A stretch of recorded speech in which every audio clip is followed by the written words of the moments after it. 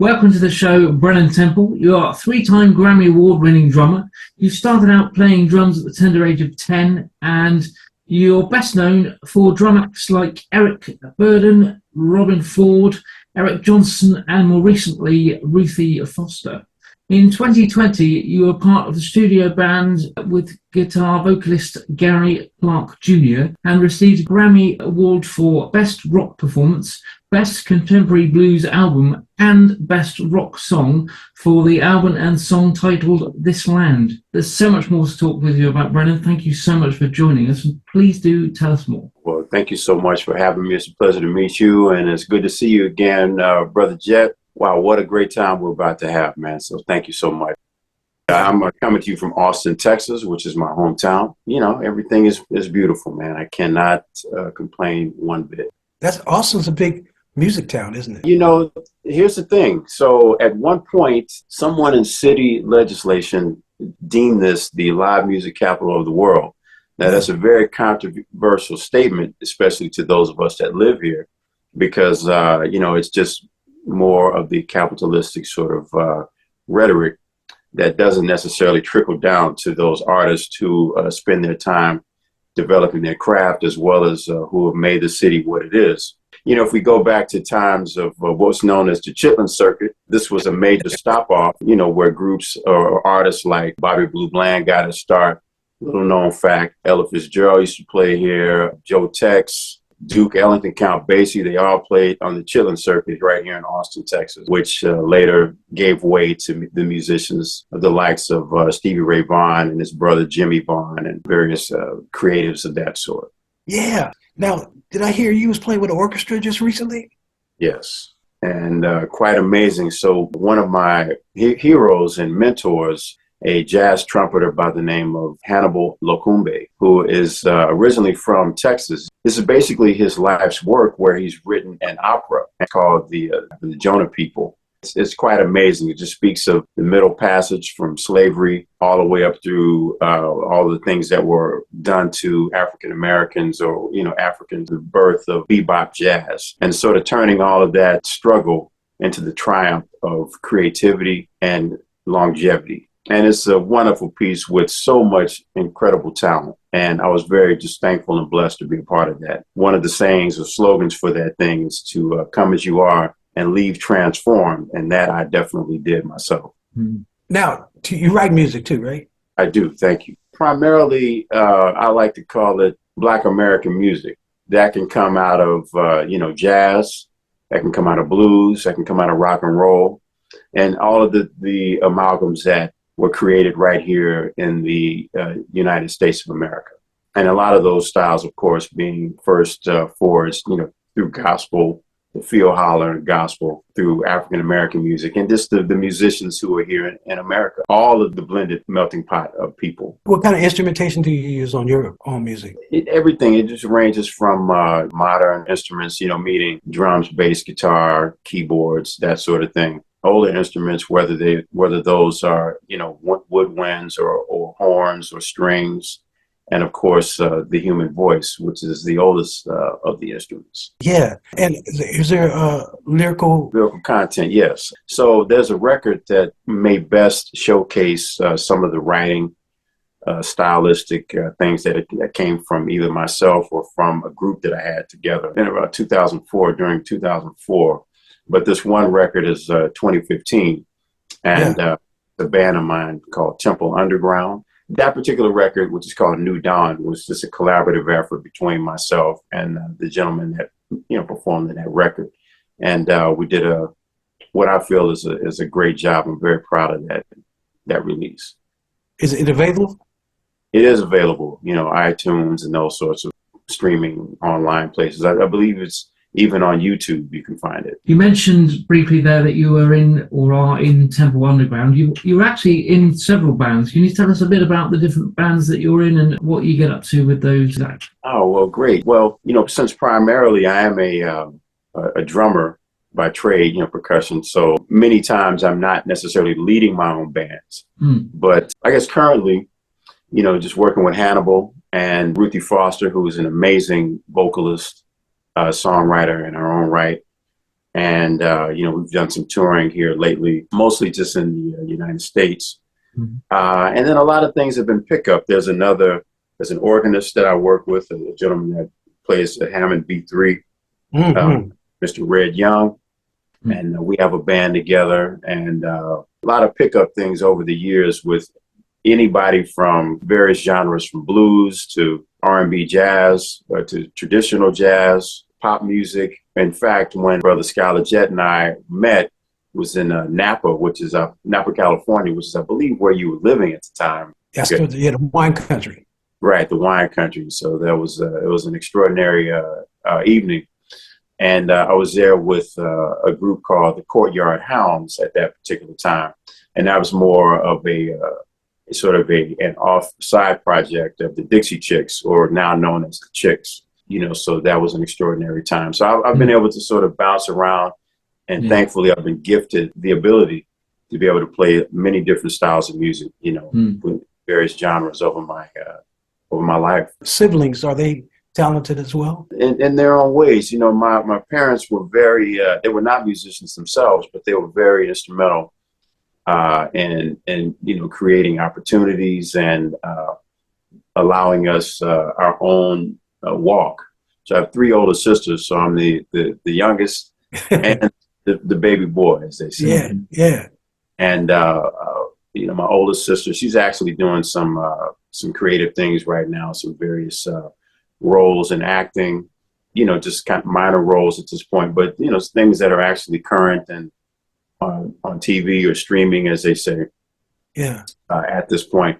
And I had another sister who, when in the 70s, she made the top orchestra in one of the most prestigious schools of the day in North Texas, which is Denton, Texas, as a violinist, which is an incredible feat for a Black woman in the mid to late 70s. Yeah. So, we're very proud of her. She's retired now.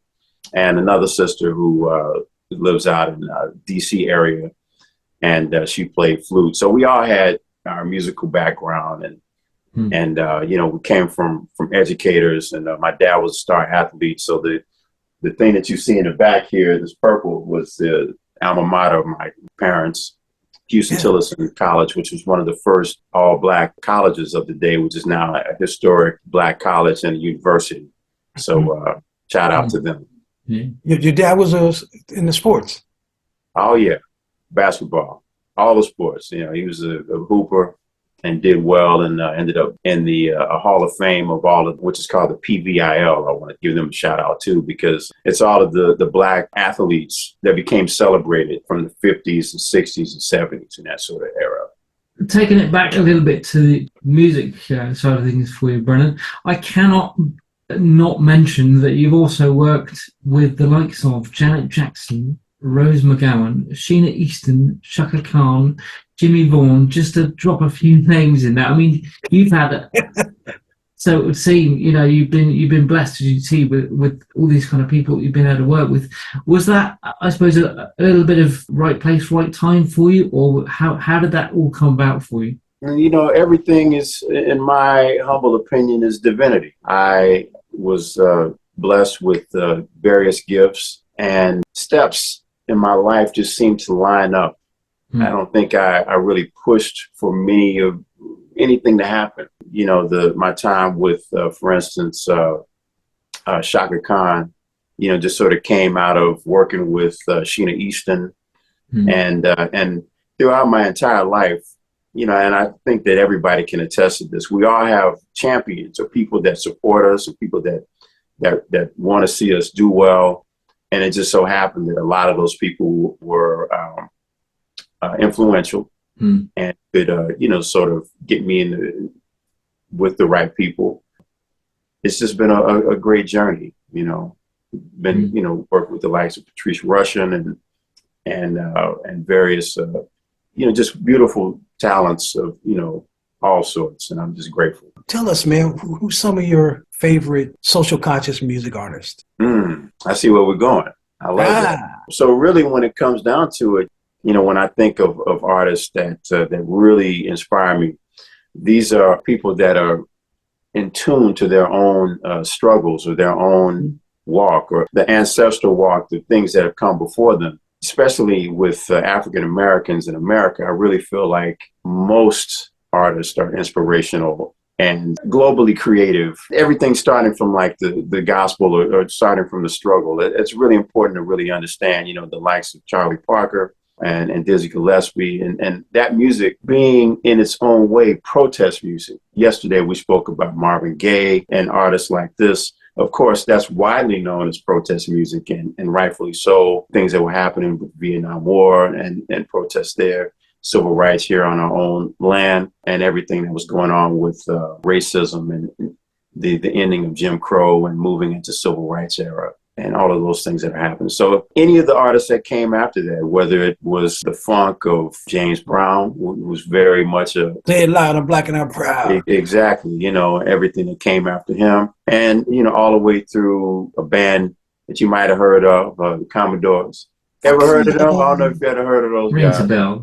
You know, but, you know, I was a little too young at that time. But P-Funk and, you know, Bootsy, all of these, when you look at the P-Funk, for instance, let's take them as a great example of the Black voices doing everything that they can in their power to be seen and to be heard and to be respected. I'm very much invested in the struggle and to, you know, take music further and beyond. And I'm really thankful that you reached out to me. We had a great conversation yesterday, Skyler. I'd like to talk a little bit about that. You know, you were talking about songwriting and being an uplifting source inside of the music. There's so many love songs, and you know, this, I'm paraphrasing from your own words because what you said was very powerful to me. And you were speaking about you know, love songs, and of course those things are immensely important. there's over 5 billion love songs. Yes. But there's only 192 million social conscious songs. People have been writing social conscious songs forever, you know, and I love like Nina Simone and you know, that was protest music. Absolutely. What we're trying to do is develop this genre. There's never been a genre for social conscious music.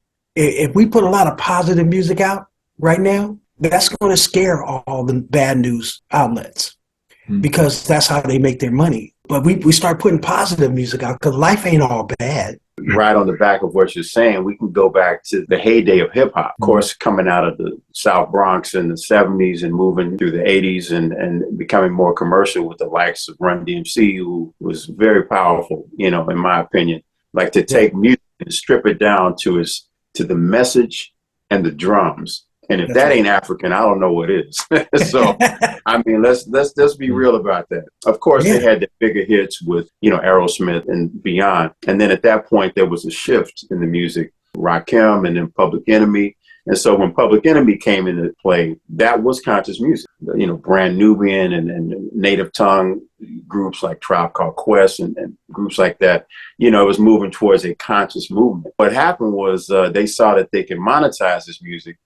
And, you know, when you start getting people conscious, there's a vibration that happens. All love is vibration. When there's a reverberation or a spark of knowledge and that begins to awaken the spirits inside of it. And so it doesn't matter the skin color. We're all spirit beings. The likes of NWA and various artists of that nature. And I have nothing against them because, I mean, that's some hot music to me. Yeah. Dr. Ray and the way he was able to, just even from a technical standpoint, a production standpoint, put music together. He took the hard flow of hip hop, which is from New York, and he slowed it down and gave us that bounce. Really, that really hits us at a heart level, not necessarily only at a mind level. When that music came into play, it was a beautiful thing. So now if we can get that music with that conscious music. I travel the world a lot, man, and I love to go find countries that have different instruments, right? That kids from the West don't get to see. And then you put that with a beat, right? And then now it's all about putting the story or, you know, conscious lyrical content on top of it. To give you an example, we're in the 50th year of What's Going On from Marvin Gaye. And I'll never forget the story of him talking about with Berry Gordy. Berry Gordy is what kind of record we gonna do now? And Barry's like, them women going crazy over you, man. He said, I'm not gonna do that this time. I got to talk about this war. I got to tell people what's going on. That's where that title came from. Yeah. And the way he segued into each song, it was a mosaic, but the trippy thing is, we just had a friend of mine on, Pat Melfi, and he used to be vice president of MCA. And Ken Cragen actually owned the label at that time when they did We Are the World, right? Mm-hmm. Well, Pat Melfi is the guy that had to put all the contracts together for each singer. They had individual contracts with labels and stuff like that. He said it was crazy because everybody got their own, thing, and they're going. But he managed to do all the contracts for everybody. Mm. And before I moved over here, 10 years, he told me that We Are the World had still making $32 million a year. Right on. And it came out in the 80s, right? Mm-hmm. There ain't no love songs doing that. Mm-hmm. You know what I mean? That's songs that could help people and heal them and educate them and solve problems. You know what I mean? Yes. That's what's powerful about social conscious music. So developing this conscious way of teaching young people and inspiring them. When I talk to them at events, I go, if there was something you could do in the world or would you like to do to help people, what would that be? And they go, oh, it makes them think, right? And if they come up with something that they'd like to change, I go write about it. Put a melody on it. Go get some musicians, right? Because Tom and I, we're going to develop doing these concerts, festivals around social conscious music. But right. I'm going to steal from Berry Gordy how he had the Funk Brothers, right? He had one band. Oh, yeah. And when I was 10 years old, I went to go see Motown Review, and Marvin Gaye come out, he'd do 4 songs. Stevie Wonder come out and he'd do 4 or 5 songs. Then the Supremes will come out, then the Four Tops, and you know what I mean? But it was all one band. Mm-hmm. You know what I'm saying? So I want to develop like a 12-piece band, and then go get artists to come out and they do 4 or 5 songs and they go on. So the music never stops, right? For 2 hours. But you're getting all this, wow, I'm inspired. They said something that I think I could go out and help people. Right. What's your feelings about that? Well, that's wonderful, and let's go back to what you just said about, We Are the World and what's going on. And the thing about that music is it's timeless, and so because of that, then that's multi-generational, that sentiment is felt and needed today. Healing is always needed, comfort is always needed. And so to have people like yourself who are trying to, continue that feeling and continue that need, mm-hmm. What's really important to understand is that sometimes people don't know what they need until they get it. How about very that? True. That is very true. And so sometimes we're out looking for the next bright and shiny thing, when really the thing that's going to make the most in your life as an impact is something that touches the spirit, and so and that's lasting. So putting together a show and obviously is a huge movement. And that's, I think, more than anything, let's consider that word a movement. Yeah. Exactly what it is. Yeah, right. Yeah, I think we might have even said that yesterday. That this word is kind of circling in my spirit these days, and I'm really having to be quiet a lot and understand what certain things mean to me. So, of course, I feel like in my own walk as a human who has the talents of a musician who and also plays drums, I feel like, the biggest part of my, I said this in a quote just recently to my wife, and subsequently put it out on some social media platforms. Yeah. Like my biggest way to sort of be a political figure in that way is to, first of all, take care of my immediate family, to make sure that they have, the mindset and the heart space to be able to move forward in life, and that's very valuable. I asked my mother one time, because I'm I'm basically a child of the 70s. Yeah. And, she had very straight hair. It wasn't the type of hair that was going to afro up for a pick. She's right. She's Black American. She's not mixed. Nothing against that, but she just, as to preface, I was like, Mom, did you ever have an afro? She's like, no, my hair could never do that.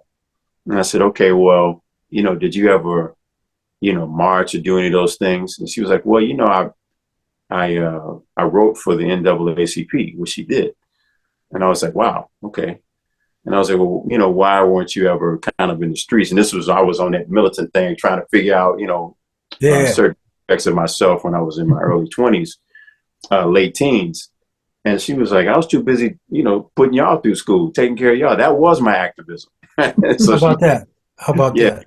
So that statement was very, very near and dear to me.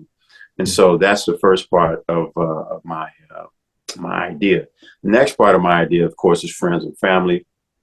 But anything that I want to do, I want to use as much of myself as possible. But if I know that I can change lives with my creativity, through collaboration with my creativity, the creativity of others, if I can do that from the drums, if I can do that from the piano, if I can do that behind the scenes, or in front of the camera, whatever that is, then that's where I am, Listen, brother, thank you so much for the privilege of your time and coming on our show, man. We really appreciate that. You coming on. Thank you. You are available on various social platforms. Yes, thank you for that. There's always the shout out to where people can shout me out, That's right. That's right.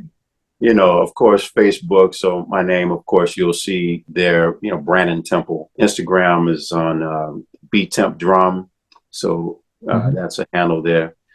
And, website is under Brannen Temple. I guess those are kind of the, you can look me up on YouTube. I have several videos there. And, we're working on, piecing together discography and other other videos, where people can find out what's going on. Fantastic. Right on, brother. We're going to stay in touch with you. And like I said, we can't thank you enough, man, for taking the time. Music can save the world. Music can save the world. If we all get together, music can save the world. Yeah. Music can save the world. Music can save the world. If we all come together, music can save the world. There's an urgency facing our humanity. Thank you so much for watching. To stay up to date, please click subscribe and hit the bell. You can also join our group on Facebook and find us on LinkedIn and Instagram.